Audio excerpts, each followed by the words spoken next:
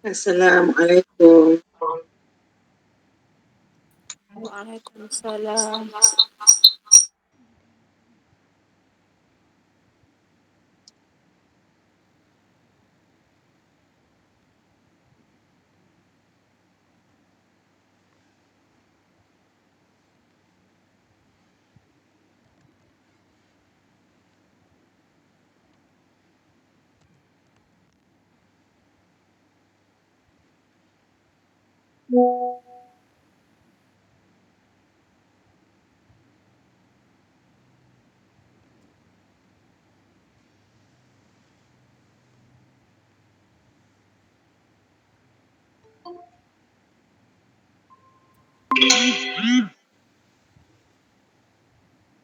Assalamualaikum Kak Nia. Waalaikumsalam. Assalamualaikum Ji. Assalamualaikum semua. Salam. Sempat tak? Salam. Tak nak kawan Zee lah. Tak ajak kita tadi. Kalau Tak macam nak kawan juga. Tak nak kawan juga. janganlah, orang nak kawan. Ustazah pun tak nak kawan juga sebab tak ajak tadi. Tak nak kawan. Tumi mute Tumi. Assalamualaikum warahmatullahi wabarakatuh. Waalaikumsalam warahmatullahi wabarakatuh. Saja tu tadi baru dengar tadi dengar suara dia live. Ada orang tu je. Ustazah sebab dengan nak kawan dengan saya dah. Azia pun dapat live. Kita tak nak kawan. Tak apa. Rezeki tu. Rezeki tak sama. Okay, alhamdulillah. Apa tu rezeki? Alhamdulillah. Nanti InsyaAllah bulan depan 2 bulan lagi Norin, InsyaAllah. Tunggu. Bulan 1. InsyaAllah. Kan? Kita ditemukan pun secara spontan taklah. Dia saya. Saya nak kereta. Waalaikumsalam warahmatullahi wabarakatuh. Okey, alhamdulillah. Saya dah sampai rumah. Tengoklah Saya dalam kereta. Oh, tak sampai rumah lagi tadi. Comel. Hebat. Hai. Ada Saya dah program student. sampai tapi nak kena di rumah. Saya nak di rumah kedekil ni. Rumah kedekil sekejap. Alamak, ada orang datang. Ada orang datang. Diam nak ke mana? Diam. So sekejap lagi saya Yang ada program student. Oh, okey. dalam 15 minit lagi saya sampai rumah sana insyaAllah. Okey. Ni tadi rumah BS, rumah apa dekat Sarjana Putra. So insyaAllah on the way. Tak apa, walau bagaimanapun kejap lagi saya sampai. Kita mulakan dulu insyaAllah sebab anak saya drive. Ustaz Aiman. InsyaAllah. Tadi Ustaz Imran. Alright. Yang baru jadi da'i tu tengok. Dia nak tengok Ustaz Aiman comel. Yang comel tu yang baru saja graduate. Kalimah nak tengok muka Aiman. Dia nak tengok muka Aiman. Lama tak tengok muka Aiman. Dah besar ni. Senang. Mariam ni saya kenal Aiman dulu kecil-kecil. Nampak belakang lah. Belakang dia tak nak my Buddhis. Dia dia capi sikit kan. Merang ke marang? Merang. Dia lebih muda daripada umur. Itu menduga awak tanya. Masya-Allah. Okey. Nantilah dia tak bersedia lagi, dia segan. Okey. Baik. Bersama saya juga ada Ifah Khadijah ni kat depan. Okey, insya-Allah. Okey. Tak boleh tengok muka saya tutup kot sebab dia gerak-gerak kan, saya tutup video gerak-gerak. Nanti kan dah sampai saya buka Okey. Kita sebab mula dengan tahsin dulu. Sorry sekejap. Tahsin 2 ayat je. InsyaAllah. Ya? Baik, kejap Norin dah okey, dah boleh bangun ke Norin? Boleh. Bangun dah Okey, alhamdulillah. Mana Ifah? Lama tak jumpa Ifah. Comel Ifah. Ifah lama tak jumpa. Okey. Oh, lama depan. Okey. Alright, insyaAllah. Nanti jumpa. Okay, Assalamualaikum warahmatullahi taala wabarakatuh. Sahabat-sahabat yang dirahmati Allah sekalian. Alhamdulillah, syukur kita kepada Allah SWT kerana petang ini dapat kita sambung siri tadabbur kita yang kedua, seminggu sekali untuk hari Jumaat. InsyaAllah surah Al-Kahfi, muka surat 293. Kalau ada kena surat Kak Azhar ada ke? Kalau nak Shin untuk ayat 345 je kita tahsin. Lepas tu kita tadabbur. Boleh? Boleh ke? Share ataupun tak share, masing-masing tengok mushaf masing-masing. Boleh? InsyaAllah Okey, dah ready dah semua? InsyaAllah. So, okey, di mana pun kita berada, dalam kereta, dekat mana, kat rumah, mungkin ada yang kat kedai, ada dekat mana-mana lah. Di bumi Allah SWT ni, insyaAllah, moga-moga ia jadi saksi kita mengerjakan kebaikan, insyaAllah. Jadi amal soleh kita, insyaAllah, dirahmati dan diberkati, insyaAllah. Oleh Allah Subhanahu Wa Taala. Okey. Okey, sekejap Okey, ke surat 293, surah Al-Kahfi, kita buat tahsin dulu. Lepas tu tadabbur. InsyaAllah. Baik. Baca dengan surah Al-Fatihah. Okey, tadi alhamdulillah dapat saya berjumpa tadi lah. Sikit 1 minit. Berjumpa dengan Azia, berjumpa dengan Hajar. Dan juga Zawiyah. Zawiyah petang ni dia ada program lain. So syukur dapat berjumpa dengan mereka dan juga sahabat-sahabat yang lain tu, insyaAllah. Alhamdulillah. Okey. Mari kita mula dengan Al-Fatihah. A'udzu billahi minasyaitonir rajim. Bismillahirrahmanirrahim. Alhamdulillahi rabbil alamin. Ar-Rahmanir-Rahim. Maliki yaumiddin. Iyyaka na'budu wa iyyaka nasta'in. Ihdinas siratal mustaqim. Siratal ladzina an'amta 'alaihim ghairil maghdubi 'alaihim waladdallin. Amin. Okey. Saya bacakan ayat ketiga, 4 dan 5 Okey. A'udzu billahi minasyaitonir rajim.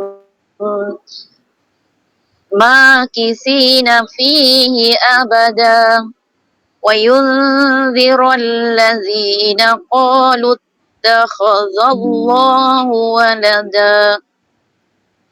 ما لهم به من علم ولا لآبائهم كبرت كلمة تخرج من أفواههم إن يقولون إلا كذبا صدق الله العظيم. Okay, kita bedah sikit ayat ketiga tu.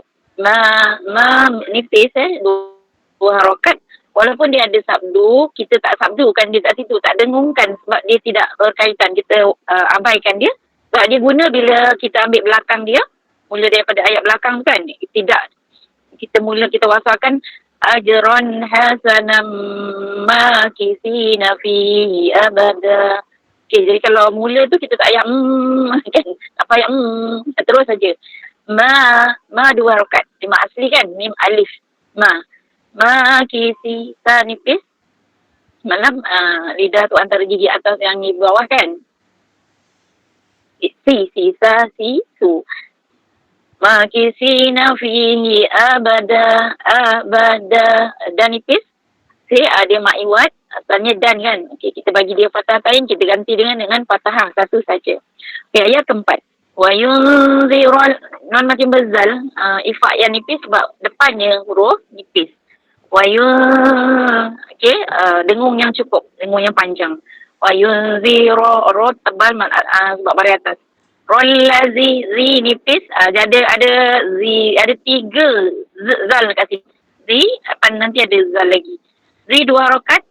Nah, ko tebal, alif punya pun jadi tebal sebab huruf sebelum alif itu adalah huruf tebal. Jadi dia dipengaruhi oleh huruf tebal. Jadi alifnya jadi tebal lah. Qalut huruf tebal kho. Okey, semalam yang susah sangat kan. Kata Norin sampai nak termuntah. Sebut taklah kan betul. Nak keluar kan. Apa tu? Nak tekan. Tak payah, relax je. Tapi dia tekan. Kan? Kita bersedia untuk menekan pangkal lidah tu ke langit-langit ataupun anak tekak. Khazallah. Allah tu Allah lafzul jalalah tafkhim dibaca tebalkan sebab sebelumnya bari atas. Okey. Khazallahu walada. Apa dia punya istilah bahasa Arabnya apa? Tafkhim. Tafkhim tu tebal, tarqiq tu nipis. Okey. Mak saya tak bawa buku ni pada saya ni. Ada dalam nota buku hijau ada kan, nota Kazah pun ada. Okey. Kemudian Allah walada semua nipis. Walada. Okey? Sama. Okey, ayat 5. Malahum mimati berjumpa ba Ifa Syafawi. Dengung Malahum bihi 2 matilah. Min nan mati ain tu jelas izhar. Okey? Min ain jumpa dengan ru'akum tu mesti izhar. Okey? Min ilmi tani bawa ma'alunna min wala li aba okay, 4 hingga 5 rakaat ada gelombang di situ, ombak rindu berjumpa dengan hamzah. Okey, 4 hingga 5 rakaat ibaihim. Kemudian kaburat ra tebal ta tu ada alham rot dan ham rot. Okey, dialirkan. Sorry, dia hamas. Rot kan ada angin atau udara yang terlepas. Bila sebut tayang mati. Kalimat tanwin ta ma'al gunnah. Ikhfa. Ta tu nipis je. Okey, sebut ta. Dengung yang nipis. Ta nipis kho yang tebal. Contoh. Tu nipis dulu. Okey, jumpa kho baru tebalkan. Ru tebal, muncum, bari dhammah. Ruju min afwa. Nama tiba alif izhar. Okey, rohawah. Afwahihim. Dua-dua tu ha simpul. Tebal, ha simpul. Him. Ni ha di bawah. Apa tu? Kat pita suara tu Him. Okey, jangan him. Jangan ataupun khihim tak Okey, dia ha yang simpul. Okey, kemudian iyaquluna dia yang ma'una. Iyaqu tebal. Okey, lu 2 harakat nak illa tekan sikit kaziba nipis nipis ba 2 harakat nipis kaziba. Okey, ada nak tanya? Boleh? Okey, kita tak boleh bagi ramai yang baca, bagi 2 orang je. So yang nak baca 2 orang kita bagi sebab kita ada tadabbur Okey. Boleh? Silakan. Okey, siapa nak? Norin. Dah. Okey, dah sedia? Walaupun sakit-sakit tekak tu kan boleh dah. Suara ada ke? Okey. Ada. 455. Apa dia? Okey. Start dengan 345. 3 ayat je. Okey. A'udzu billahi minasyaitonir rajim. Makithina fihi abada. Wa yunzirul ladzina qalu ittakhadallahu walada. Ma lahum bihi min ilmin wala li abaihim. Kaburat kalimatan takhruju min afwahihim. Yaquluna illa kadhiba. Okey, alhamdulillah. Okey. Dalam kesakitan tu sebenarnya kita rasa kesakitan tu satu ujian kan, tapi sebenarnya dalam masa yang sama Allah bagi nikmat. Walaupun kadang-kadang ditarik nikmat apa? Selera kan, nikmat kita untuk bergerak dengan selesa, tapi Allah bagi kita nikmat lain kan, boleh lagi melihat, boleh lagi mendengar, boleh lagi bercakap kan. So kadang-kadang kita fikir Allah uji satu, tapi nikmat lain tu masih banyak lagi kan Allah bagi kat kita, betul. Kadang kita bukan kita, insya-Allah ta'ala, kadang-kadang orang dengan Allah uji kan sesuatu, tapi padahal dalam masa sama Allah, dia tak ingat Allah bagi dia banyak lagi yang kebaikan kan. Dia melupakan kebaikan yang banyak dengan sebab satu ujian yang satu je ujian yang diberikan. Jadi ni ingatlah juga kan, dengan kawan pun sahabat contoh kan, sahabat baik dengan kita, lebih 50 kebaikan dia buat contoh, tiba-tiba satu dia terbuat mungkinlah kan kesilapan satu je dengan kita, so kita telah melupakan 50 kebaikan kepada dia. Dia tak patut kan. Jadi macam itulah, kita kena ingat semua bersyukur. Jadi mungkin kita boleh menghadapi keburukan itu dengan baik, insyaAllah kan. Okey? Okey, sedikit selingan petang-petang ni. Okey, seorang lagi. Right. Okey. Seorang lagi sebelum kita dapur. Siti nak cuba boleh tak Ustaz? Siti, okey, alhamdulillah. Siti, tadi kita sebut Siti sebab dia kawan Zawiyah kan. Dia kawan Zawiyah, kawan baik dia kan. So apa tadi? Jauh tu, kalau dekat tadi datang juga tu. Memang ya Ustazah. Cuba ya. A'udzubillahi minasyaitonirrajim. Makisina fihi abada. Wa yunziral ladzina qalu takhazallahu walada. Ma lahum bihi min ilmin wala li abaihim. Kaburat kalimatan takhruju min afwahihim. Iyakulu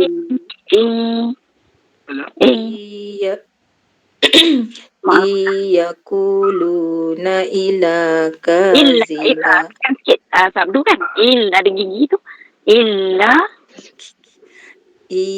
Iyakuluna illa kaziba. Sadaqallah. Masya-Allah, tabarakallah, bagus. Kesilapan dia dah kurang sangat. Dua tu pun sebutan pada qaf dengan ain tu kena touch up lagi yang pendek tu dah okey, alhamdulillah, masya-Allah, tabarakallah. Itu namanya kan orang-orang yang terus berusaha belajar, dia akan terus baiki kelemahan dan kesilapan-kesilapan tu kan, nak mengurangkan. Itulah sama sebenarnya kita pun sebenarnya dalam kehidupan pun sama, kita nak mengurangkan kesilapan, kelemahan diri kita dengan kita belajar, kita praktikkan sesuatu yang ilmu baru kan. Jadi berubahnya kita dengan belajar kan. Yang tadi ilmu Quran, ilmu lain pun sama macam tu. Daripada juga kita cuba buat perubahan dalam diri, itu namanya hijrah, insya-Allah. Okey. Baik. So boleh? Alhamdulillah. Teruskan. Jadi yang lain yang tak dapat tu tak apa. InsyaAllah next time dapat peluang untuk baca. Okey. So kita pergi kepada sesi tadabbur surah Al-Kahfi. Pada sesi yang lepas, apa yang ikut tu, alhamdulillah mungkin dia dah dapat kupasan daripada saya. Mungkin kita boleh juga ikut kupasan-kupasan lain. Mungkin satu pengulangan ataupun pemantapan, atau mungkin satu yang baru, mungkin yang tak pernah dengar. Macam Norin katakan, dia rasa seronok sangat sebab dapat dengar tadabbur ni kan. Okay, so sebab kadang-kadang kita dengar juga sesuatu banyak benda kan, tapi tiba-tiba ada satu saat tu yang kadang-kadang kalau kita rasa tergentik kan. Kadang-kadang kita dengar dah banyak benda, ada satu tapi ada saat tu Allah nak bagi gentik hati kita dengan kita dengar pada saat itu kan. Jadi macam itulah kan. So moga Allah rezekikan kita dengan yang baik-baik lah, insyaAllah. Okey, yang lepas tu tentang kata sebut kita sekali lalulah secara umumnya, intisarinya ada 4 kan perkara kisah dalam dalam surah Al-Kahfi ni. Dia menceritakan tentang bab-bab keimanan sebenarnya, dan juga tentang empat kisah dan 4 fitnah. Satu fitnah ataupun ujian cabaran akidah. Yang pertama tentang 7 pemuda yang ditidurkan oleh Allah Subhanahu Wa Taala dalam gua kan. Okey. Dan yang kedua, kemudian kisah pemilik 2 kebun. Ini yang kita nak cerita pada petang ini, kisah pemilik 2 kebun. Yang ketiga, kisah apa? Siapa ingat? 2 dan 3 dan 4. Cepat. Dapat ni ngantuk-ngantuk. Saya nak tanya juga. Okey. Nabi Musa. Nabi Musa dan juga Khidir. Fitnah. Mana kita akan lalui nanti. Siri 3 Nabi Musa berguru dengan Khidir. Nabi ada yang kata Nabi, ada yang ada banyak pendapat lah. Kemudian yang keempat apa? Ingat tak? Yang keempat iaitu Kisah apa dia? Kisah Zulkarnain. Kisah Zulkarnain tentang kuasa, fitnah kuasa. Jadi fitnah akidah, fitnah harta, fitnah ilmu dan fitnah kuasa ataupun ujian lah, ujian. Okey. Jadi itu juga berlaku, sebenarnya dia sangat relevan kepada kisah ini sehingga akhir zaman. Walaupun dia dah berlaku ataupun Allah ceritakan kisah ini dah beratus tahun, beribu tahun dahulu, tapi dia masih lagi relevan, masih ada hubung kaitnya ataupun ada kaitannya dengan apa yang berlaku pada realiti zaman ini. Kalau kita tengok kisah yang akan kita lalui ini, dia sangat signifikan dengan apa yang berlaku sekarang ini kan. Okey, kisah dia bermula daripada ayat yang saya hanya rujuk Quran ni. Okey, tapi saya dah rujuk sebenarnya sebab saya dah buat beberapa kali tafsir ni. Saya merujuk kepada beberapa kitab tafsir, Ar-Rahman, kitab tafsir Fizilal, tafsir Ibn Katsir kan. Jadi saya kombinasikan lah dalam beberapa tafsir tu apa yang kupasan dalam tafsir-tafsir tersebut berdasarkan ayat 30 dan sehingga ayat 30 hingga ayat ayat 39 30 hingga 39. Okey, kita tengok. Jadi kisahnya kita baca dulu ayat 30. Okey, 30 sebelum tu Allah cerita tentang orang beriman dan juga balasannya. Ini pun saya tadi dalam tazkirah tadi saya ada sentuh sikit kan masa pagi tadi. Maknanya Allah banyak menyebut dalam surah Al-Kahfi ini tentang ganjaran syurga, motivasi syurga kepada orang-orang yang membuat kebaikan, mengerjakan amal soleh. Kita tengok ayatnya, ayat 30. Sungguh mereka yang beriman dan mengerjakan kebajikan, kami benar-benar tidak akan menyia-nyiakan pahala orang yang mengerjakan perbuatan yang baik itu. Maknanya tak rugi, tak sia-sia orang buat baik ni. Memang tak nampak hasilnya sekarang kan. Tapi benda tu dicatat kan. Dia abstrak, tak nampak. Pahalanya tak nampak. Ada orang sekarang nampak tak ada kan. Tak dapat apa. Tak nampak tapi nampak pahala kan. Allah tak akan sia-siakan. Ayat 31, mereka itulah yang memperolehi syurga Adenin yang mengalir di bawahnya sungai-sungai dan diberi hiasan. Dalam syurga itu diberi hiasan gelang emas. Masya Allah. Dan mereka memakai pakaian hijau dan sutera halus dan sutera tebal sedang mereka duduk sambil bersandar di atas dipan-dipan yang cantik. Dipan-dipan ni macam katil-katil atau pelamin Jadi kan itulah tempat sebaik-baik pahala dan di tempat istirahat yang indah. Kalau dulu kita pelamin kita tak berapa nak cantik kan zaman dulu kan. Pelamin kita agaknya ataupun yang tak naik pelamin pun kan. Simple je letak kerusi kan. Dulu-dulu tak apa. InsyaAllah dekat akhirat tak dapat kat dunia kita akan dapat pelamin yang jauh lagi cantik yang Allah sediakan untuk kita kan. Itulah sebaik-baik pahala, pahala yang paling baik dan tempat istirahat yang indah. Kan kalau sekarang kita rasa kita tak berapa nak rehat, penat, tapi Allah sebutkan di syurga itulah tempat istirahat yang bukan sahaja cantik, indah tapi bahagia dan semuanya ada kan. Okey, ayat ke-32. Kita mula dengan ayat 32. Dan kami berikan Muhammad pada mereka sebuah perumpamaan. Tapi sebenarnya cerita kisah betul zaman masa kaum Bani Israel dulu. Kisah ini, 2 laki-laki yang seorang kafir, kami berikan 2 buah kebun anggur dan kami kelilingi kedua-dua kebun itu dengan pohon-pohon kurma dan di antara kedua kebun itu kami buatkan ladang. Okey, ayat 32. Ayat 33 lagi. Kedua kebun itu menghasilkan buahnya dan tidak berkurang buahnya sedikit pun, dan di celah-celah kedua kebun itu kami alirkan sungai. Okey, pertamanya Allah memberikan gambaran satu nikmat kekayaan, kehebatan yang diberi kepada seorang pemuda yang dikatakan kat situ yang kafir lah. Dia beriman, dia percaya tapi tak, dia kufur. Dia percaya sikit-sikit je. Macam dia kufur disebut kat sini kafir lah. Dia kami beri dua kebun. Dia bukan dua buah kebun. Sebenarnya Allah nak gambarkan dalam tafsir kebun yang indah itu, dia satu kebun. Tetapi dia tanam buah anggur, 6 anggur, dan dikelilingi oleh kebun itu pohon-pohon kurma. Pemuda ini dalam tafsirnya dia mempunyai satu ilmu pertanian, teknologi, mengurus pertanian, mengurus ladangnya yang sangat hebat. Dia mempunyai satu teknologi mengurus kebun dia ataupun ilmu pertanian lah kan, yang sangat hebat. Sehingga dia buah anggur ni sebenarnya dia memang tak tahan lama. Kadang-kadang dia mudah gugur, tu angin gugur dan mudah rosak kan. Tapi teknologi yang dia dapat ni, yang Allah ilhamkan kepada dia ni, dia boleh tanam keliling pokok. Boleh bayang kalau ada whiteboard boleh lukis. Di keliling kebun itu dia tanam pokok-pokok kurma. Siapa pernah tengok kurma? Pokok kurma di Malaysia pun dah ada kan, tanam pokok kurma. Siapa yang pergi Timur Tengah tu banyaklah kat Mekah, kat Madinah kan. Pokok kurma tu ditanam rapat-rapat, dia jadi macam pagar. Jadi angin bila datang dia tidak merosakkan, jadi asbab untuk anggur itu tidak rosak. Sebab itu dia kata hasilnya memang 100%. Terjaga anggur itu. Jadi satu kehebatan teknologinya. Dia gambarkan dua kebun tu sebab apa? Dia satu kebun tadi, pertama dia pagar dengan pokok kurma. Yang kedua, tengah-tengah tu tu jadi terbagi dua. Tengah-tengah tu ada sebut kat sini sungai yang mengalir di tengahnya. Sungai sekejap. Goyang-goyang pula kita ni. Kejap. Okey. Okey sekejap. Alright, dah berhenti dah. Okey, dah sampai dah, alhamdulillah. Tolong bukakan Umi punya apa bilik tu.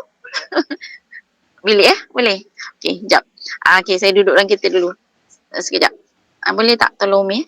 Apa tadi? Sekejap digiling kebun itu dengan pokok kurma, dan di antara kat situ dia sebut ada sungai kat tengah-tengah. Okey, maksudnya nak gambarkan satu teknologi dia. Sungai itu dia mengalirkan mengairi kanan dan kiri kebun. Di samping dia membawa keindahan dan kecantikan. Boleh bayang tak cantiknya? Hebat dan cantiknya kebun ini. Kiri kanan tu anggur, tengah-tengah sungai. Kemudian di antara pokok anggur itu ditanam pula pokok-pokok yang lain. Dia kata kedua kebun itu menghasilkan buahnya dan tidak berkurang sedikit pun, dan di celah kebun itu kami alirkan sungai.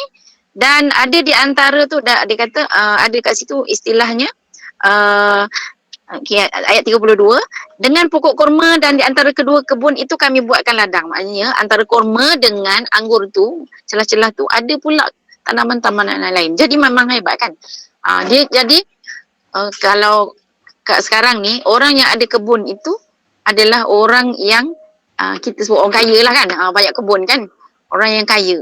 Sebab dengan kebun itu dia ialah sumber kekayaan. Kalau kat kampung kan, kalau kampung saya lah di Johor sana, orang-orang kampung yang dulunya mungkin tak ada pendapatan, bila tanam sawit kan, sawit dia jadi sumber pendapatan, dan mereka tu memang mewah lah.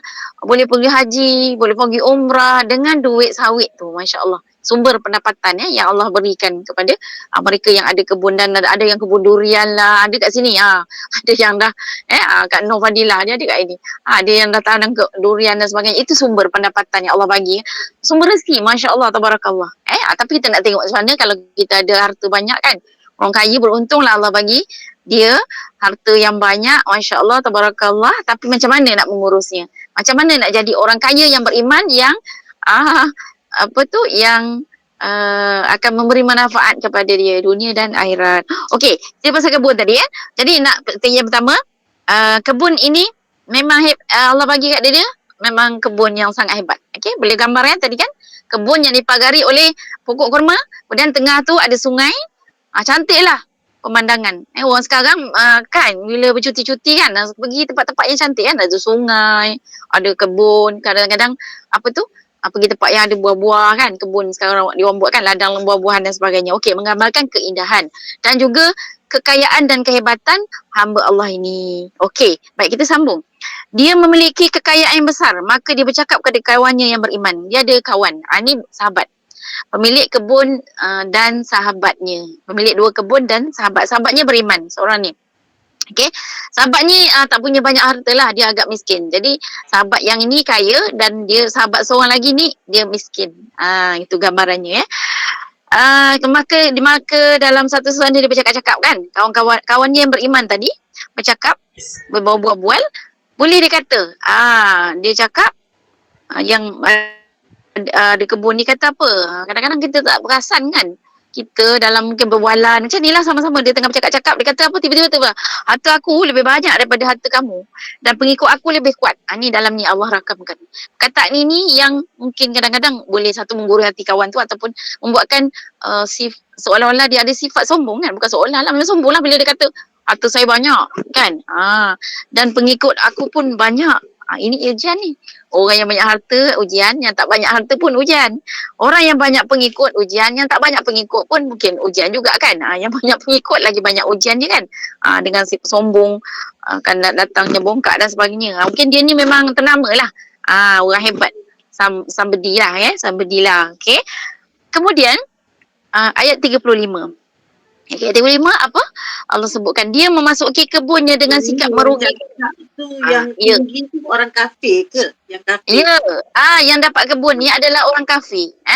Orang kafir. Dia tak beriman, dia beriman Allah. Dia tak beriman, dia tak percaya hari kiamat. Kita tengok lagi ayat 35 apa dia kata. Yang menasihatkan dia ni orang yang biasa, orang miskin yang beriman. Yang nasihat dia tadi. Nanti kita tengok apa nasihat dia. Okey. Dia bersahabat. Okey. Ini kisah ini dirakamkan dalam Al-Quran dan ini sebenarnya jadi satu yang memang realiti dalam kehidupan kita. Ada sahabat ada sahabat yang mungkin dia tak berapa nak ada harta, kemudian ada sahabat yang memang berharta, tapi sahabat yang berharta ni dia nak cuba nasihat kawan dia kan dengan sikap yang betul. Dengan harta ni dia menasihati kawan dia yang kaya kan, tapi tak beriman. Okey, ataupun kufur. Okey, jadi ayat 35. Menarik ni kisah ni. Okey.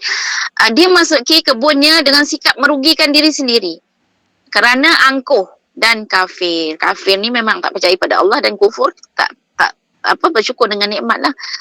Angkuh sombong. Dia berkata apa? Aku kira kebun ini tidak akan binasa selama-lamanya. Itu perkataan dia. Perkataan yang menunjukkan dia angkuh dan tak percaya dengan Allah yang boleh memusnahkan apa juga yang milik kita ada. Apa yang kita ada ini bukan milik kita. Kan? Apa juga sebenarnya Allah boleh tarik. Apa juga yang dipemilikkan Allah kepada kita ni bila-bila masa. Kun fayakun. Kan? Jadi maka jadilah. Sama ada bentuk apa yang kita nampak. Kan? Contoh, kita ada anak, kita ada suami, ada ayah, ada ibu. Allah boleh ambil kan nyawa bila-bila masa nak tarik. Kan? Daripada kita. Harta. Apatah lagi. Ataupun yang kita tak nampak sakit. Sihat je. Tiba-tiba Allah nak tarik balik. Tiba-tiba je sakit. Dan tiba-tiba meninggal pun sama. Allah nak tarik nyawa daripada seseorang bila-bila masa. Kena yakin kan itu tentang konsep Allah itu boleh buat apa saja. Kun fayakun dalam surah Yasin. Menjadi maka jadilah. Jadi dia ni tak kira, jadi satu konsep yang salah bagi pemilik kebun ni apa yang pertama dia kata aku kira kebun aku yang hebat ni, hebat tadi kan saya dah ceritakan kehebatannya dia sebagai orang yang memang hebat lah dari segi teknologi pertaniannya. Dia rasa kebun ini memang best dengan sistem yang bagus, pengairannya tak akan maknanya dia punya tanaman tak akan mati, kemudian ada pagar kan, tak akan ditiup oleh angin ribut kan. Sekejap. Bagi Umi sekejap. Bagi Umi dalam kereta je lah boleh tak? Sejuk sikit. Tak apalah. Boleh? Tak. Oh ya ke? Okey. Bagi saya masuk sekejap boleh? 1 minit. Saya masuk dalam rumah boleh? Okey, sekejap. Boleh ke? Okey. Boleh. Boleh. Alhamdulillah boleh. Kata okey. Saya dah sampai kejap Tak minta pakai. Sekejap. Cuma tak ada ni apa? Ada ni tak power bank. Ada power bank? Ada. Okey. Ada. Bawa kat atas Okey. Sekejap 1 minit. Nak tanya boleh tanya. Okey, saya jalan ni. Ada nak tanya tak? Nak tanya.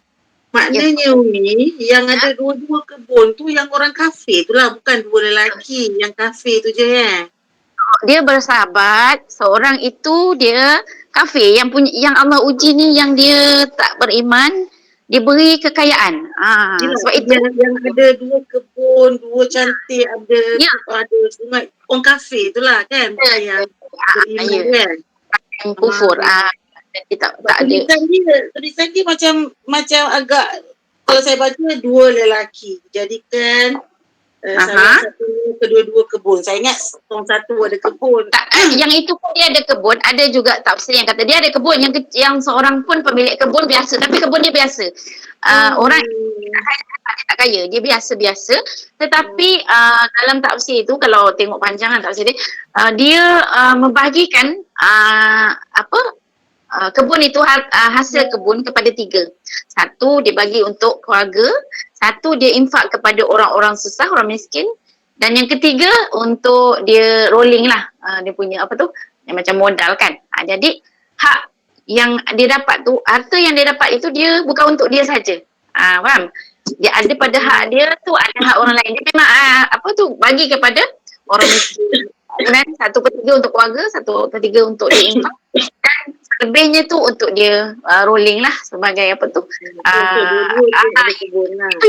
yang miskin sikit. Yang miskin dia taklah hebat macam yang orang kafe ni tadi. Seorang ni dia pemilik 2 kebun kan tadi. Kebun itu dia maksud 2 kebun tu dia sebab kebun dia hebat sangat kan. Teknologi kan. Okey. Kemudian sekejap saya cari ayat tadi. Okey. Right. So saya berada di sekarang ni kat rumah baru saya. Tak payahlah background tu ni, tengoklah sikit. Nak tengok background? Ini kotak-kotak ni yang tak tersusun. Ni kotak ni tak susun. Ni nanti. Ni nampak kotak, saya duduk celah kotak ni. Puan Orin, comel mami tunjuk dah kata. Kan, ni dalam kotak ni sebenarnya sofa. Yang latar belakang semalam tu rumah Umi ke baru ke? Yelah kot. Cantik. Nanti kita tak adalah. Biasa-biasa je kakak. Pagar dah ada dah Umi, pagar. Ada, pagar hati ada. Aduh. Saya cakap dengan anak-anak kan, kita nak rumah dunia cantik, rumah akhirat kita nak macam mana ni? Cakap dengan dia orang. Cantik. Moga-moga cantik lah, jauh lebih cantik daripada apa yang kita inginkan. Semoga apa yang kita pelajari ini bekalan kita nak buat bekal, nak cantik rumah kita di sana. Nak cantik rumah kita kat sana. Betul kan? Kalau tak salah kita nak cantikkan rumah kita kat rumah. Sebab itulah syurga tu baiti janati, supaya duduk. Jadi tenang, kurang ta'ayun. Umi pergi lagi Tehran kan, bulan 12 ni boleh beli lagi apa yang kurang. Tak lama dah minat terbang 27 bulan. Macam tahu je. Umi dah janji nak bawa kita pergi kan. InsyaAllah. Okey. Tu selingan kepada semua. Tapi itulah. Kita boleh kulit mahal, nak kulit cantik tu nantilah pergi Tehran beli. Okey. Itulah. Sebenarnya tak salah kita nak bab dunia ni, tapi tadilah kan jangan sampai kita melupakan kan. Nak ambil ni macam ni contoh angin, kita perlukan angin kan. Tapi kalau lebih sangat angin tu dia jadi topan beliung, dia jadi merosakkan. Air pun sama, kita perlu air kan. Memang perlu kita kena ambil air, tapi kan kalau air yang terlalu sangat dia jadi banjir kan, lebih kan. Apa pun lebih kata sederhana lah. Sederhana tapi ikut kemampuan lah. Kalau kita boleh lah, tapi jangan kita melupakan hak orang-orang yang memerlukan ataupun tanggungjawab kita terhadap yang sepatutnya kan. Jadi kita jadi orang kaya tak apa. Hari tu ada tanya saya, Mariam mana Mariam? Tak ada, Siti Mariam. Dia kata macam mana Ustazah, saya nak jadi orang kaya juga, boleh ke? Tak salah ke? Saya kata tak salah. Jadilah seperti Abdul Rahman bin Auf, orang kaya yang beriman, yang dengan kekayaan itu menjadikan dia masuk syurga kan. Dan banyak menolong orang, banyak pahala-pahala yang mengalir kan, walaupun dia dah tak ada kan. Jadilah Abu Bakar, jadilah Khadijah. Ya, betul. Sampai mati tu nak kapan pun tak ada. Kapan tak ada kain pun. Tak ada kain. Kain nak kapan. Tapi yang kita kalau kita tak ada apa-apa sangat pun, janganlah kita rasakan Allah saya tak ada apa-apa. Sebenarnya kita banyak apa-apa kan. Allah bagi. Banyak lagi benda yang kita boleh sumbangkan, insya-Allah. Baik, sekejap sekejap. Saya punya Sekejap. Sekejap. Saya punya apa nama ni? Bateri. Okey. Inilah. Sekejap bateri saya. Dah sambung sekejap. Nanti sekejap je habis. Elektrik dah ada dah. Elektrik belum masuk, tapi daripada sebelah jiran saya ni bagus, dia bagi apa tu tumpang elektrik dia gitu, dia bagi tumpang apa, kita bayarkan dia kan sementara. Tapi kaya dia yang kan, sebenarnya dia orang India. Tu katakan kita sebenarnya bangsa ke apa tu kan, agama tak jadi masalah kan. Dia sangat baik kan. So dia kata guna api air nak buat apa semua, guna dia punya. So, kita bayarlah kan. Tapi dia jiran yang bagus. Siapa pun jiran kita kena apa tu santuni dia kan. Dia adalah apa tu orang-orang yang kita kena santuni juga. Okey, baik. Tak apa dia yang okey. Sekejap kita sambung Sebab saya punya tadi saya sambung dia punya apa. Okey. Mana tadi saya? Sekejap. Dia masuk melawat kebun dia. Okey, kita sambung ayat kan. Baik. Tapi ada dua ladang mewah tu. Okey, pertama dia kata apa? Kebun ini tidak akan binasa selama-lamanya. Itu pertama yang salah, konsep cara pandang yang salah. Maknanya kita apa yang kita ada ni yang kita rasa ini saya punya semua dan tak akan binasa, tak akan hilang, tak akan maknanya yang ada ni memang Allah pinjamkan kan. Allah pinjamkan kepada kita pemilikan sementara. Memang Allah namanya tadi konsep maknanya kalau Allah nak ambil tu bila-bila. Kita doalah moga-moga apa yang Allah bagi ni berkat dan kekal untuk kita dan bagi manfaat kan, kebaikan dunia akhirat dan untuk kita dan orang lain. Tu kena doa. Tapi jangan kata ini saya punya semua kan.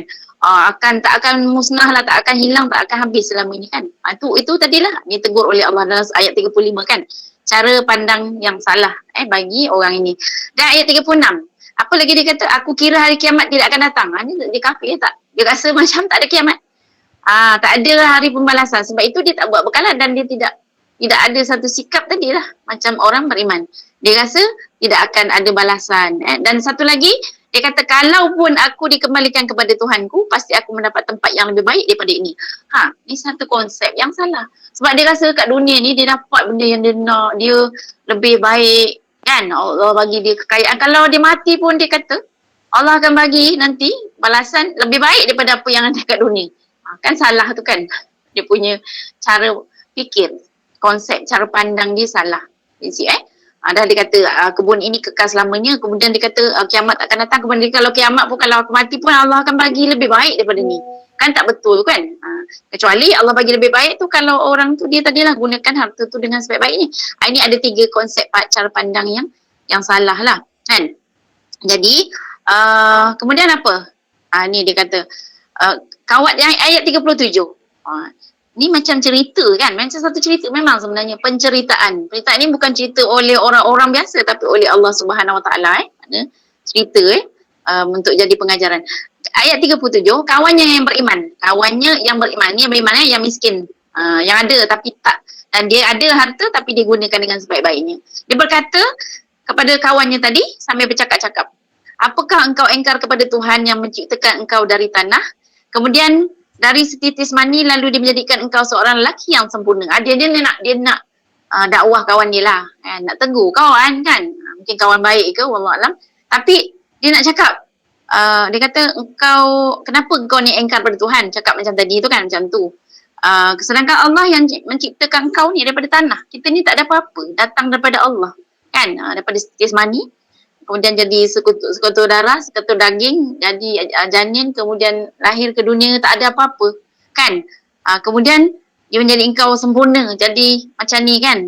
Jadi tetapi engkau masih kufur kepada Allah. Kan? Tak nak percaya kepada Allah. Ya, dia kata sebab itu tadilah kan, bila kita fikir macam ni kan, kita daripada Allah, kita akan rasa macam rasa kan, hamba rasa kita ni kerdil di hadapan Allah SWT. Walaupun kita ada, Allah bagi macam-macam kan, macam, tapi Allah uji. Kan saya kata macam Allah semalam kan, saya tak ingat grup mana saya cerita pasal dia uji rumah ni sebenarnya ialah ada ujian kan. Ada orang buat kat kita kan, mungkin 10,000 juga kita hilang kan. Tapi kita tak nak marah, tak nak apa. Sebab sampai saya kata apa? Dia kata Umi, kita pun datang daripada Allah. Kita masa lahir, kita ni telanjang je. Tak ada Allah bekalkan dengan apa-apa pun kecuali nyawa. Kan? Jadi itu yang masa menyejukkan hati kan. So yang Allah bagi ni kita setelah bertahun-tahun kat dunia ini pinjaman saja kan. So kalau Allah nak uji, Allah uji kan. Kalau Allah bagi, alhamdulillah kan. Semoga Allah menggantikan dengan yang lebih baik daripada apa yang hilang tu, insya-Allah. Itu konsep yang kita pegang lah. Qalu inna lillahi wa inna ilaihi raji'un. Baik. Apa tadi? Okey, kemudian ayat 38. Dia nak cakap dengan kawan dia ni yang kafir ni, dia nak nasihat. Tapi aku percaya dialah Tuhan. Tuhanku dan aku tidak mempersekutukan Tuhanku dengan sesuatu pun. Dia nak declare, saya beriman. Saya beriman. Dia nak bagi declaration. Aku percaya. Dia cakap dengan kawan dia, aku percaya Allah ni Tuhan, aku tidak mempersekutukan dengan Tuhan. Itu sikap dia. Dia nak explain kepada kawan dia ni supaya sedarlah kan. Okey. Dan ayat 39 pun satu nasihat lagi kepada kawan dia ni. Yang sombong, yang bongkak dengan kekayaan dia ni. Apa dia kata? Dan mengapa ketika engkau masuk kebun tidak mengucapkan Masya Allah, la quwata illa billah. Sesungguhnya atas kehendak Allah semua ini. Tidak ada kekuatan kecuali dengan pertolongan Allah, sekalipun engkau anggap harta dan keturunanmu itu lebih sedikit daripadamu. Dia ajar satu lagi konsep. Kenapa kamu masuk kebun ni tak cakap, tak bersyukurlah, maksudnya ni apa yang ada ni semua yang kamu nampak, yang kamu usahakan ini semuanya Masya Allah. Masya Allah. Sesungguhnya yang adalah kehendak Allah. Masya Allah, itu kehendak Allah. Masya Allah. Dan tiada kekuatan la haula wala quwata illa billah kecuali dengan pertolongan Allah. Patutnya mulakan dengan tu. Bila masuk saja menjejak kaki langkah ke kebun, cakap tu dulu kan. Tanda kita nak macam itulah dia ajar konsepnya. Kita nak pergi kerja ke, nak buat sesuatu, pergi kepada tempat yang menjadi sumber rezeki. Ini sumber rezeki kan, kebun. Sumber rezeki kena mula dengan apa? Itulah lah. Bismillahirrahmanirrahim. Masya Allah, la haula wala quwata illa billah. Dengan satu prinsip, konsep yang betul. Prinsip bahawa semua ni datang daripada Allah. Kita usaha je kan. Kita nak pergi kerja kan, contoh yang bekerja lah kan. Jadi ingat Allah lah. Bekerja ni niat kerana Allah, jadi ibadah, nak beri nafkah, nak dapat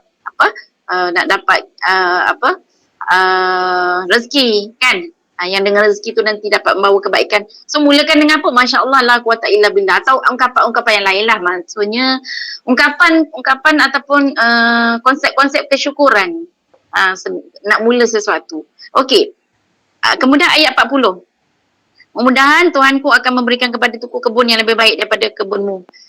Dan dia kata kat sini, dia kata walaupun dia kata bukanlah satu doa, tapi dia mengirimkan petir dari langit. Mungkin dia mengirimkan petir dari langit ke kebunmu sehingga kebun itu menjadi tanah licin. Sebab dia dah banyak kali cakap dengan kawan dia kan. Dia dah dakwah tak ikut-ikut juga. Jadi dia cakap ni atas dasar apa yang kisah-kisah terdahulu. Mungkin ungkapan macam ini memungkinkan adanya balasan daripada Allah seperti berlaku kepada Qarun dan Fir'aun dan sebelum-sebelum tu kan. Akan dibalas sebab Qarun tu kan hartanya Masya Allah. Kan, kunci dia, gedung dia pun dah berapa kan. Satu bilik kan, kunci gedung je. Terlalu sangat kaya. Tak tahu nak macam mana bayangkan kekayaan Qarun. Akhirnya Allah musnahkan dia. Tenggelam dalam kekayaan dan kekufuran dia. Sebab dia engkar kepada Allah. Jadi sahabat yang tadi dia nasihatkan lah kan. Macam itulah. Kemungkinan tadi akan berlaku sesuatu kan, kalau kamu tak bersyukur ni akan berlaku sesuatu kan kepada kebun. Ya, baik ya. Dan yang ke-1, dan airnya menjadi surut ke dalam tanah maka engkau tidak akan dapat menemukannya lagi. Okey, ayat 42. Inilah dia punya climax ni kan, ayat 42 tentang balasan Allah Subhanahu Wa Taala. Ayat 42 Allah ceritakan bagaimana Allah berkuasa untuk menarik balik nikmat itu daripada Allah Subhanahu Wa Taala dalam sekelip mata dengan apa cara sekalipun. Apa cara dia? Cara Allah kan, yang tak mungkin tak terjangkau oleh kita. Allah nak tarik kejap je. Macam contoh corona kan. Sebenarnya Allah nak tarik sekejap nikmat.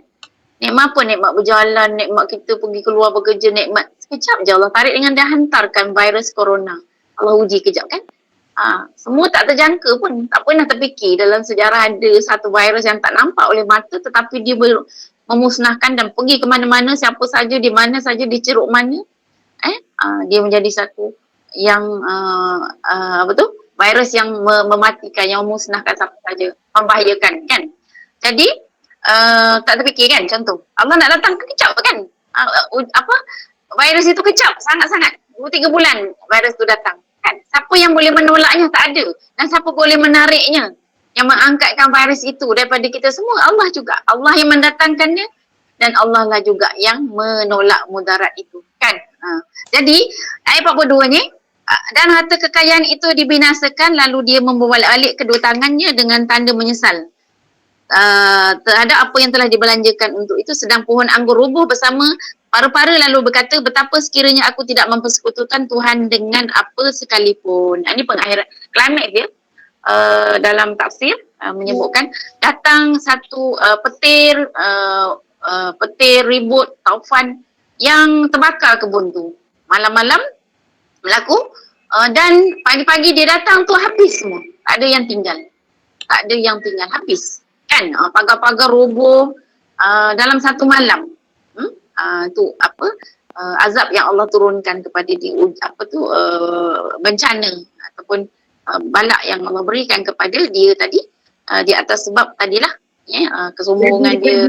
Dia ke Umi. Jadi kat taman dia saja. Jadi kat kebun dia je. Dia tak cerita lah, tapi maknanya nak cerita, dia cerita pasal ni lah, pemilik kebun tu lah. Yang Allah bagi kat dia. Dia tak cerita, ni dalam ayat tu tak cerita lah kepada semua. Tapi maknanya Allah turunkan nak cerita khusus kepada orang ni memang habis. Dia bolak-balikkan tangan macam ni. Macam dah tak ada apa. Macam kita kan. Ada apa tinggal? Tak ada apa. Tak ada apa. Dia bolak-balikkan tangan. Habis. Habis. Sedangkan sebelum itu Allah sebut, dia kata, dia memberikan tak ada satu, maknanya kebun itu menghasilkan satu yang macam 99%, tak ada defect. Anggur tu tak ada yang rosak. 100% hasil tu memang perfect lah kan. Daripada anggur tu. Tapi akhirnya tengok macam mana pengakhirannya orang yang kufur, yang tak bersyukur.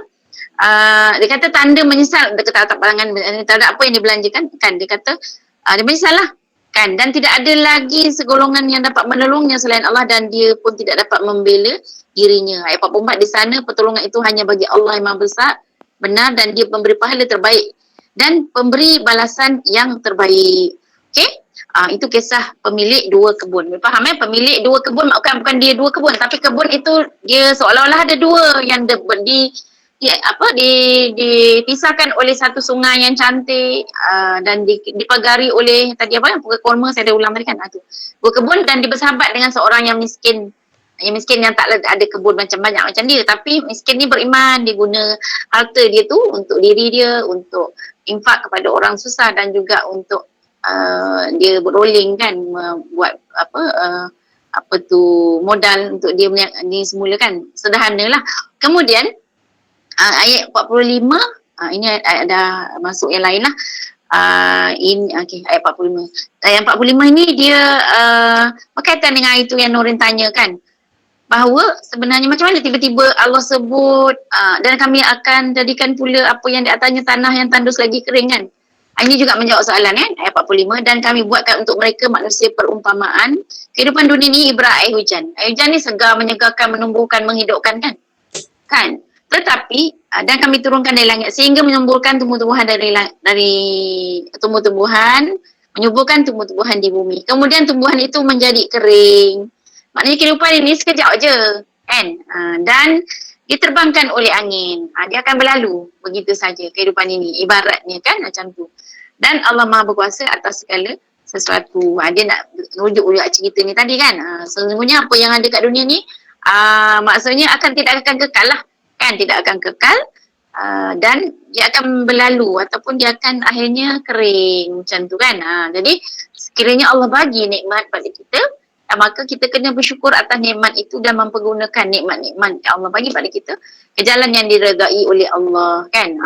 Tadi kalau ada harta, ini sebut harta lah, infakkan harta itu ke jalan Allah Subhanahu Wa Taala kan, untuk memberi manfaat untuk diri kita dan juga kepada orang lain.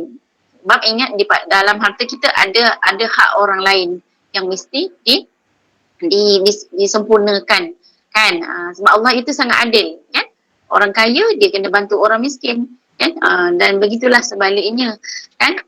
Jadi ayat yang seterusnya, sebab itu dia kata ayat yang ke-45 46 itu, ayat 46 tu menegaskan lagi harta dan anak-anak adalah perhiasan kehidupan dunia, tetapi amal kebajikan adalah terus menerus lebih baik pahalanya di sisi Tuhanmu serta lebih baik untuk jadi harapan. Memang Allah bagi kadang harta, anak-anak, tapi Allah kata itu perhiasan. Perhiasan ni kalau dalam rumah kan, perhiasan tu satu yang menjadi mencantikkan kan, perhiasan. Tapi yang kekal adalah amal kebajikan yang pahalanya mengalir tidak putus.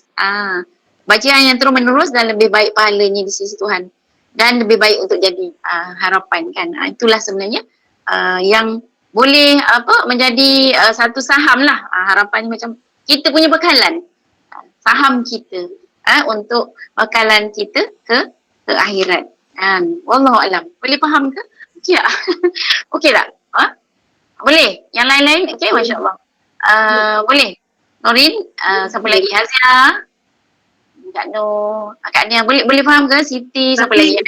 Dia tak cerita pasal kebun yang orang Islam tu, dia tak sebut yang Umi cakap dia bagi untuk diri sendiri, bagi orang susah. Ya, tetapi dalam tafsir, kalau tafsir ni maknanya tafsir ni dia adalah perbahasan oleh ulama kan, ulama tafsir. Dia mengkaji mungkin kadang-kadang dalam ayat yang lain kan. Dia mengkaji ayat-ayat tersebut dan nak mendalami ayat-ayat tersebut, apakah maksud yang tersirat di sebaliknya. Okay? So ada tafsir dalam tafsir yang menyebutkan begitu. Sebenarnya yang seorang ni dia orang, maknanya dia beriman, so beriman dia kata dia seorang yang diguna harta tu ke jalan yang Allah redai kan. Tadilah okay, dia tak sebut dalam Quran ini. Okay? So penjelasan tu kadang-kadang ada dalam kitab-kitab yang lain yang sebagai rujukan kan, sebagai tafsir kupasan. Tafsir tu dia lebih luas kan, banyak cerita kita ambil ini yang secara tadabbur ni tafsir yang ringkas lah saja kan, nak dapat dia punya apa sebenarnya majlis kan. Ini pun kita dah ringkaskan daripada 100 ayat tu kita nak ambil 4 je kan, kisah kan. Kalau kita tak rangkumkan mungkin kita pun tak boleh nak nampak apa sebenarnya cerita dan mesej kan yang nak disampaikan di sini. Kemudian lagi satu mesej di kat sini ialah dalam tafsir juga, sekejap ingat. Okay, masa zaman Nabi tu mereka mengejek-ngejek Nabi. Macam tadilah orang-orang kafir ni, yang tadi ni dia mengejek-ngejek kawan, dia merendah-rendahkan kawan dia. Kau ni miskin, kau tak ada harta, kau tak ada pengikut kan. Tadi yang kaya ni dia mengejek-ngejek orang miskin, dia hina-hinanya kan, dia cecer-cecer, dia sindir-sindir kan. Jadi Nabi pun begitu keadaannya. Sebab tu antara sebab adalah ayat ini dia nak bagi juga Nabi bagi satu penawar bagi Nabi kan. Sebab orang kafir dia cakap kat Nabi, antara ungkapannya dia kata, Nabi kamu ikut aku je lah sebab kamu ni pengikut kamu adalah orang-orang miskin kan. Tak ada harta. Tengok kami ni sama sikap dia macam pemilik kebun. Kami ni kaya-kaya lah, Abu Jahal, Abu Lahab, semua orang kaya-kaya, orang yang berada, dan dia rasa dia lebih baik. Dan ada kan ungkapan, kalau kami mati pun kami akan dapat lebih baik daripada ni. Itu salah konsep kan. Dia kata, Muhammad kau tinggalkanlah Islam ni sebab pengikut kamu ni orang miskin. Muaz bin Jabal, hamba abdi kan, Bilal bin Rabah, semuanya bukan orang-orang kaya. orang-orang miskin. Tetapi mereka lah yang menerima Islam. Mereka lah yang mula-mula beriman kepada Allah. Lepas tu datanglah Abu Bakar As-Siddiq, Abdul Rahman bin Auf, Sayyidina Umar yang berada. Dan dengan keberadaan dia itu mereka belum berlomba juga. Nak menginfakkan harta ni jalan Allah, nak dapat pahala kan. Abu Bakar dengan Umar ini dia sentiasa berlomba-lomba fastabiqul khairat. Dia kejap dengar pula saya. Okay. Dia bersaing dalam bab amal ni tak apa, bukan nak dapat nak iri hati ke nak bersaing tak cemburu iri hati dalam amal tak apa. Contoh tu kan, ada orang yang jealous orang ni dapat ni. Bukan jealous sebab sakit hati kan, tak. Kita jealous sebab orang tu dapat kebaikan, dan kalau boleh kita nak kebaikan itu juga ada kita dapat tanpa kita niat kebaikan itu dikurangi. Kita niat contoh macam ni lah. Orang itu banyak ilmu, iri hati yang boleh, orang itu banyak ilmu. Ada dua yang kita boleh iri hati kan, ada hadis. Satu, orang yang punya harta dan dia gunakan harta itu ke jalan yang diredai. Yang kedua, orang yang ada ilmu, kita boleh jealous dan ilmu itu digunakan untuk kebaikan juga. Yang diredai. Boleh iri hati, cemburu, bukan nak niat supaya orang tu hilang harta dari dia ataupun hilang ilmu daripada dia. Tidak.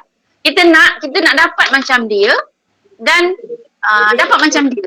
Tu nama iri hati, cemburu yang dibolehkan. Bukan niat jangan orang itu hilangnya nikmat itu daripada dia. Itu tak boleh. Itu namanya sakit hati, iri hati. Yang tak dibolehkan. Kita boleh pandang orang tu sebagai satu motivasi. Dia tu kaya lah tapi dia sangat pemurah, dia sangat rajin bersedekah, dia sangat selalu infakkan harta, dia banyak tolong orang miskin, dia banyak tolong anak yatim, dia banyak tolong. Kita kena cemburu dengan dia. Dan mudahan kita doa lah, ya Allah, moga kau kurniakan kepada aku seperti dia supaya aku dapat macam dia. Tapi bila dapat tu jangan pula kedekut kan. Kadang-kadang ada orang dia nak niat-niat dah, bila Allah bagi tiba-tiba dia kedekut bila dapat. Kan? Betul? Allah uji sebab itu. Orang kaya Allah uji, kaya itu ujian, miskin pun ujian. Kan? Jadi dua-dua tu ujian, kebaik. Okay? Kesusahan ujian, kepayahan ujian, kesenangan pun ujian. Itu juga ada ilmu kan. Jadi kita kena cemburu supaya kita dapat seperti apa yang dia, dan kita nak buat kebaikan seperti mana yang dia buat oleh orang lain kan. Okey. Jadi apa tadi saya sebut tadilah orang-orang miskin yang pengikut-pengikut Nabi kan. Abu Bakar dengan Umar ni dia sentiasa berlomba-lomba sehingga pada satu ketika tu saya ingat dalam satu peperangan kan. Peperangan bila nak perangkan Nabi minta supaya semua orang infak lah apa yang nak infak. Perang Tabuk ke saya tak ingat satu peperangan. Kemudian masa tu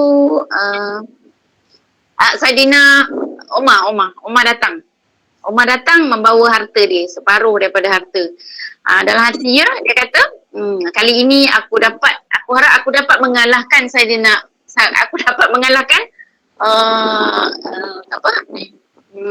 Abu Bakar. Aku dapat mengalahkan Abu Bakar. Saya ingat Osman ke Umar Saidina Osman atau Umar.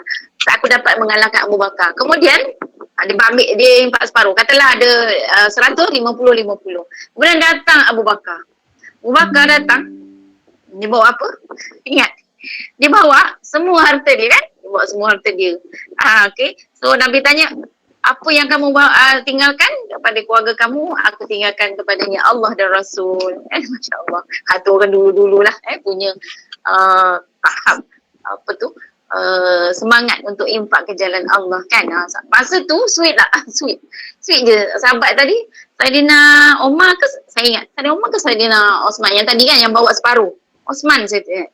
So dia kata kali ni aku kalah juga. Aku tak boleh. Sebenarnya memang aku tak boleh nak kalahkan Abu Bakar. Memang aku surrender lah. Dalam apa hal pun aku tak boleh nak kalahkan Abu Bakar. Kawakan dia sendiri ke depan. Kan? So dia give up. Dia kata memang Abu Bakar ni hebat dari segi amalnya. Mereka berlomba-lomba tu bukan nak cari kesilapan, bukan nak iri hati tak. Tapi untuk persaingan yang sihat kan. Sebab itu bila Nabi satu hari tanya, hari ni siapa yang dah bersedekah? Abu Bakar kata saya kan. Siapa yang dah ziarah orang sakit? Saya. Siapa yang puasa? Saya. Siapa yang dah dia semua dah buat. Dalam satu hari dia semua dah buat kan. Jadi dia sentiasa berlomba-lomba lah mendahului untuk melakukan kebaikan. Okey, ada lagi pertanyaan? Alright. So itu yang saya dapat kongsikan untuk sebab saya suka sangat Al-Kahfi ni dari segi dia punya apa message tu kan, sehingga memang rasa terpahatlah kat hati saya kan benda ni, walaupun saya tak tengok buku saya, tapi antara yang boleh saya ingatlah beberapa tafsir macam tu lah apa tu kan, masya-Allah. Jadi bila kita baca Al-Kahfi, kita tahu dah, oh ini kisah ni kan, at least tahu. Kalau tak mungkin kita nampak je pemilik kebun, apa cerita Norin? Boleh Norin? Betul. So kita nak jadikan sebagai ibrah dan pengajaran daripada apa yang kita baca dan kita dengar. Bahasanya tu insya-Allah moga-moga tadilah kita dapat insya-Allah. Okey, ada apa-apa nak tambah ke? Silakan. Nak tambah ke? Nak tanya ke? Kalau saya boleh jawab, saya jawab lah kan. Kalau saya tak boleh jawab, saya kena rujuk. Alright, boleh? Okay. Sebelum ni tak tahu langsung, sekarang boleh tahu sikit dah. Okay, Alhamdulillah. Okay, satu pencerahan kan untuk kita, insyaAllah sama-sama kan kita kongsi ilmu tu kan, insyaAllah. Okay, Wan Rosna, okay, Wan boleh dengar ke daripada Terengganu? Kak Zah ni jauh ni, tapi jauh sekarang ni tak okey. Jauh walau beribu batu pun boleh dengar. Azia? Okey Azia, nangis lagi. Okay. Azia nangis lagi ke? Ya? Nangis lagi ke? Masya-Allah. Dah. Azhar kekenyangan tu. Kenyangan. Masya-Allah. Itulah tadi dia sedih ya. Apa nama? Dapat jumpa sekejap kan. Saya rupanya hari tu masa dekat Norin tu Azia tak datang. Okay, saya ingat Azia ada. Itulah tadilah datang. Alhamdulillah. Tak apa, nanti Januari bila jumpa dia nangis lagi banyak sikit sebab kena pukul tu. Allah Akbar. Okey, itulah. Kak Fazilah ada apa nak share? Kak No, okey ke? Tak ada, dengar seronok sebab kita baca tak faham. Kita baca betul. macam cerita kan. Dah dengar macam ni kupasannya, lanjut. Okey, terima kasih Ustazah. Tenang kan? InsyaAllah. Okey, Alhamdulillah. Okey. Yang lain okey? Satu yang ditulis tak boleh Umi, tapi bila Umi cerita macam ni, dia macam boleh tangkap. Yang ni tentang apa tu, lelaki kebun. Yang ni tentang apa tu. Jadi dia bagus Ustaz Umi. Ada yang tamak kan? Apa Ada dia? yang tamak. Ya, sebab nak hilangkan sifat tadilah yang tamak, yang loba kan. Kita tamak ni boleh, tamak ilmu, tamak pahala, okey je kan. So tamak harta ni kita nak dapat harta yang banyak tak apa, tak salah. Bekerja tapi jangan sampai mengabaikan kan yang tanggungjawab kita yang lain, dan boleh jadi orang kaya beriman seperti Abdul Rahman bin Auf kan, gitu. So dengan harta tu boleh dapat buat banyak macam-macam perkara, insyaAllah kan, membantu orang. Lebih banyaklah jaringan untuk amal jariah tu, insyaAllah, gitu. Macam itu pun sama. Baca ni bagus sebab kan dia orang selalu kata kita ni jangan baca Al-Quran baca je, kena baca, kena faham, lepas tu kena amal. Macam mana kita nak tahu ni semua bahasa Arab, tapi bila Umi cerita macam tu, jadi maknanya bila kita baca Kahfi tu dah tahu. Okey, ada 4 kisah, Umi baru cerita 2, nanti lagi 2 lagi. Okey, tunggu siri seterusnya insyaAllah. Okey, sebab tu namanya tadabbur, kita melihat apa yang tersirat di sebaliknya dengan apa yang ulama-ulama tafsirkan kan, daripada apa yang dibahaskan kan. Setiap ayat tu ulama-ulama dulu ditafsir dan dibukukan kan.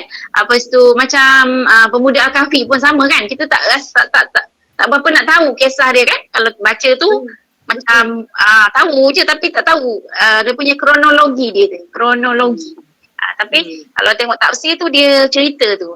Cerita dalam satu cerita kisah yang boleh memang kita boleh nampak apa nak kita nak message daripada tu kan, pengajaran daripada tu.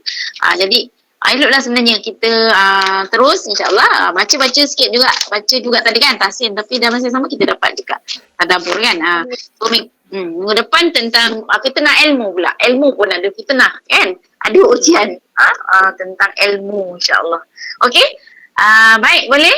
Akak tu okey. Izal okey Izal. Izal ni pun dah kali kedua rasanya tadabbur kan. Nama analogi bagi masa sekarang ni kebun dengan pengikut tu macam Orang sekarang dia tak tunjuk lah, tak bawa orang pergi kebun, dia tunjuk je dekat IG, FB dia, harta benda dia, lepas tu follower dia ramai. Kita salah satu daripada cara dia orang menyombong lah. Sekarang kita tak adalah pergi kebun orang macam zaman dulu gitu, kebun dia besar kan. Sekarang dia tanya aja dekat IG. Zaman moden kan, betul? So ada salah satu cara kan, mungkin bukan cara dululah, tapi sekarang ni yang melalui dia bangga melalui tunjuk-tunjuk dekat kan, dia kaya Ramai follower. Follower ramai. Buat apa pun asal dapat follower naik juta-juta. Dia nak bersaing dari segi banyak follower kan. Lagi banyak dia lagi hebat lah kan. Sebenarnya kan dia kata tentang pengikut dan harta kan. Tu banyak harta dia akan tayang 20 kereta mewah contoh kan. Tayang untuk itulah membuatkan satu lagi tenang lah. Dan follower dia banyak kan. Lagi follower banyak lagi hebat lah kan. So tadi kan tengah hari tadi kan yang dengar ceramah Ustaz Idrus pun cerita pasal dalam Facebook ni kan, dia kata sekarang orang perempuan macam-macam dalam Facebook tu masak macam-macam jenis lauk, dia kata, tapi bila balik rumah suami angkat dia kata tak ada apa-apa, ada cicak sekor bawa saja. Allah, teori je kan. Tak gelak lah. Dia kata dapat dalam Facebook tu orang jumpa dia kata alah kamu bertuah lah dapat isteri pandai masak lah isteri ni. Tak semestinya kan. Itulah sebenarnya ujian kan. Saya teringat kan bila Kak yang cerita kan, ada ni lah pasal ni kan bulan puasa kan. Kan zaman dulu kita ingat mak-mak kita kan, bila petang tu kita bertukar-tukar juadah kan. Masak kuih satu je.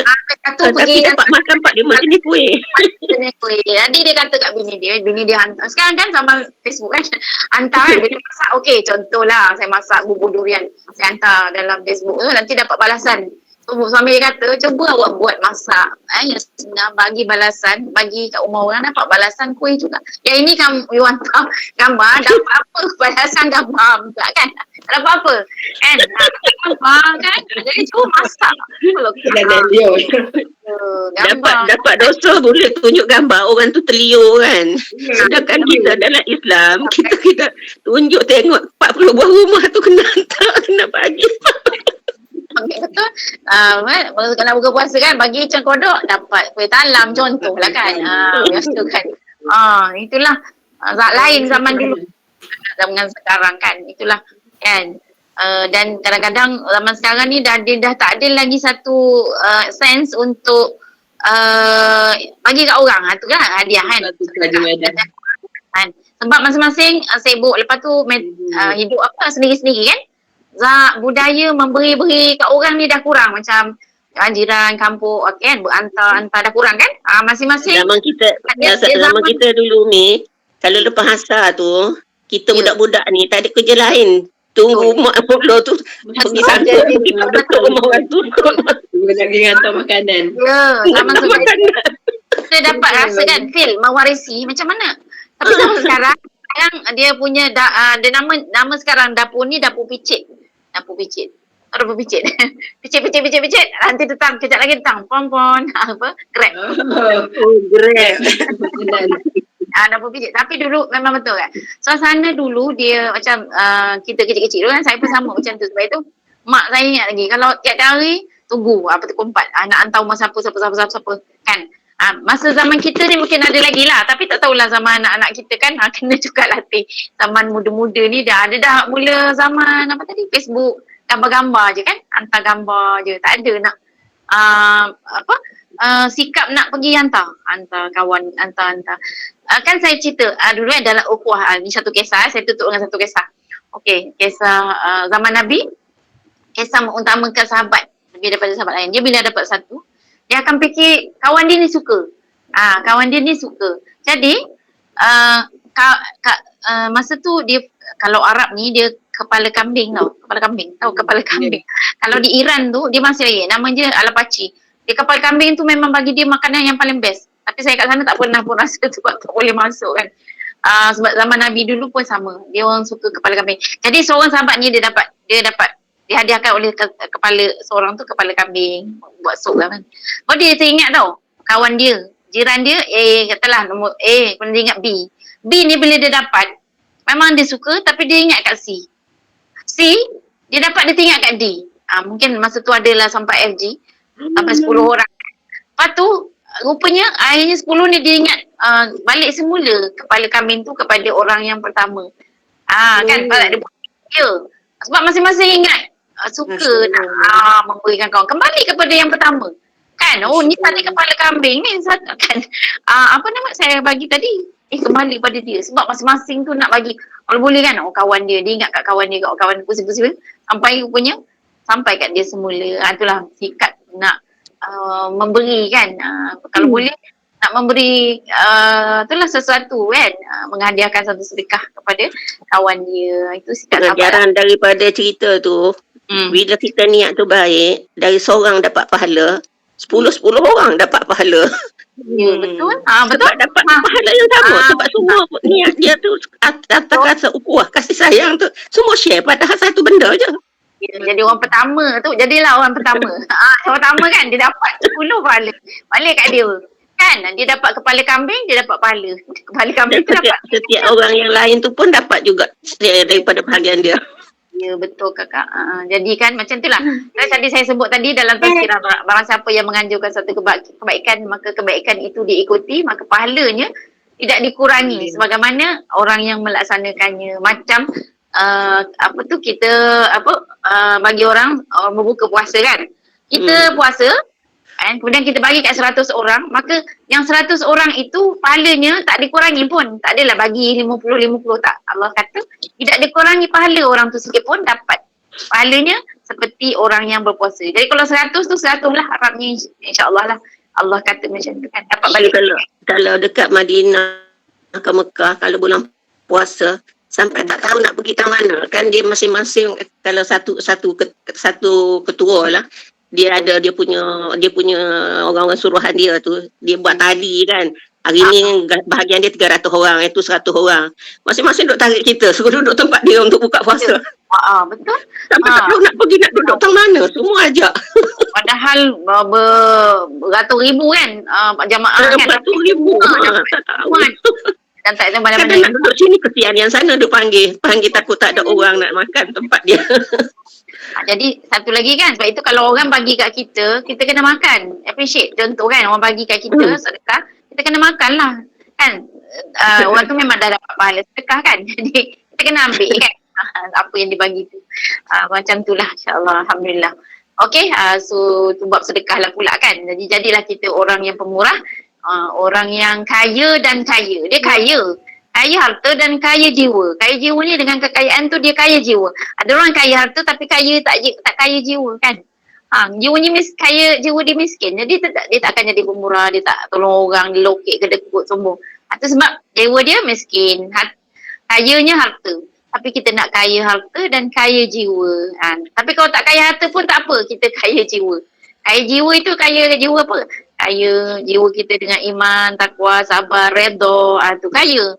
Sebab itu kan dalam usrah tu saya beritahu dalam hadis dalam buku Kalbun penawar bagi hati tu.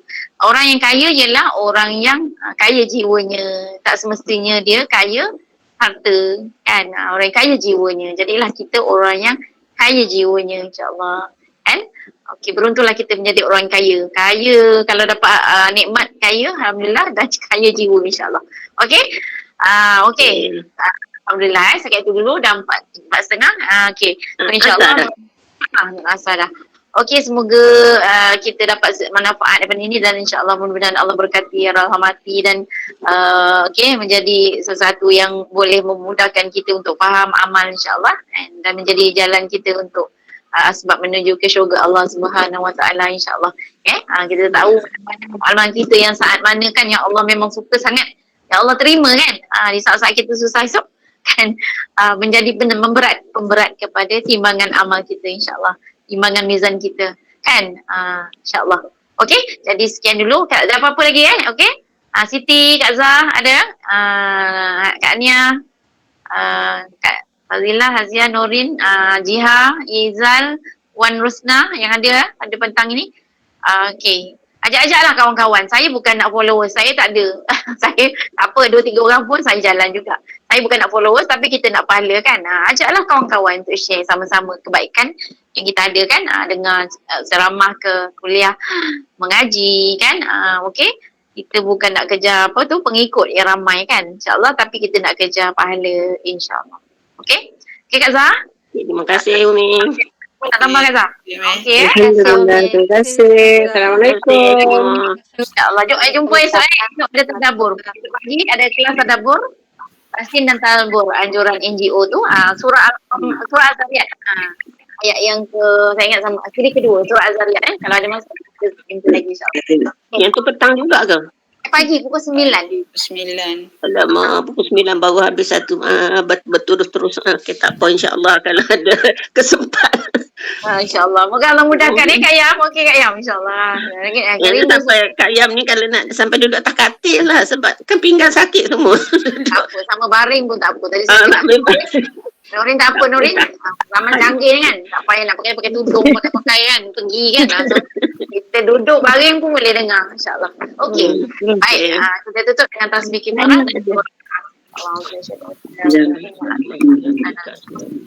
Allazina amanu wa amilus solihat. Tawasau bil haq wa tawasau bis sabr. Subhanallah. Okey. Ini apa? Kawan-kawan semua. Lah, ini saya duduk sebelah bilik air. Sekejap air Nampak? ya, tapi tak nampak. Tua lah sikit Umi. Tengoklah sikit. Banyak-banyak ni semua tak siap. Yes. Sing bilik sing Umi sama dengan sing Umi sama sing Kak Zah. Apa dia? Apa kata? Kabinet sing tu sama dengan Kak Zah. Ya, sama. Sama. Sekejap tak berkemah lagi. Kejap. Kabinet saya kabinet saya belum kemah lagi. Belum. Sama macam Kak Zah. Kabinet atas tak buat lagi. Tu dapur. Itulah. Okey. Apa saya faham tak? Saya buat atas pun ada juga dapur yang sama macam ni. Dekat atas. Untuk siapa-siapa nanti nak duduk ke. Untuk kita buat program ke kan. Boleh masak kat atas. Norin dah siap beg dah Umi. Ada dua Apa dapur dia? lah. Dua dapur atas bawah Umi. Dah siap beg. Itulah. Ada island tak Umi? Ada island. Apa dia? Apa kata? Yelah ada island. Island. Apa kata? Tak dengar. Island. Island. Island. Oh, ada. Mesti ada. Nak atur barang macam mana Prof? Tak buat bersepah lagi. Memang tak kemah lagi. So apa nama? InsyaAllah lah. Kalau dah siap nanti okey. Boleh kita sama gather. Gather insyaAllah. Apa tu? Okey. Aiman. Norin nak pergi masak tu. Aiman. Norin dengan Kak Zah duduk kat dapur tu. Ya. Masak makan. Okey lah. Akak nak cari katil Norin. Akak cari katil. Tak apa. Norin dapat makan okey dah. Apa tu? InsyaAllah. Wah, besar. Besar ni. Depan tu. Besar rumah Umi. 8 bilik tu. 8 bilik. Besar. Untuk saya, untuk anak-anak, untuk kita buat Buat apa? kawasan Sebab kan? area Saya dia suka, besar. Sebenarnya kan, saya ni Terima suka kasih bergather-gather. Nanti kalau Norin bosan-bosan duduk rumah boleh pergi duduk rumah Umi seminggu Boleh. Sebab tak ada. Saya banyak alumni Iran, alumni pensyarah, semua dah tunggu nak buat gather-gather. Sebab dulu kan, saya memang jenis suka buat apa, semalam alumni yang Iran tu datang. Bila kita nak buat makan-makan ni? Okay, so nanti macam ni kan, saya buat tas tu boleh naik insyaAllah kan. Kita buat program ini apa tu? Maknanya apa tu, saya tak duduk atas lah kan. InsyaAllah harapnya ada tu lah. Apa tu? Boleh Ada khas lagi dekat pintu. tangga asing untuk naik ke atas ya Umi Oh. Ya. Tapi saya boleh buka sini. Kalau ada family macam ni okey. Ni kalau ada family saya buka lah. Faham tak? Pandai Umi. Comel. Kami jadi arkitek sendiri. Ya. ada orang saya nak apa, kalau nak homestay ke saya tutup. Kejap Tak terganggu lah, tak terganggu. Sekejap nak tengok tadi. Tangga naik tu macam jejak rasul pula. Okey, ni atas. Okey. Okey lah. Lawannya. Bilik air tu Nori nak duduk. Ini atas untuk gas kan. Ni Umi sing Miss Fiji mu kata sing mi ni. Sama lah Kak, sama sing sama juga. Betul? Okey lah Kak. Ini atas. Ni ada island. Saya buat ni sebenarnya itulah, insyaAllah mudahan boleh buat. Atas ni kalau tak ada saya buatlah kelas-kelas ngaji ke kelas-kelas. Masya Allah. Dan kat luar. InsyaAllah. Besar rumah Umi sebab tanah dia besar.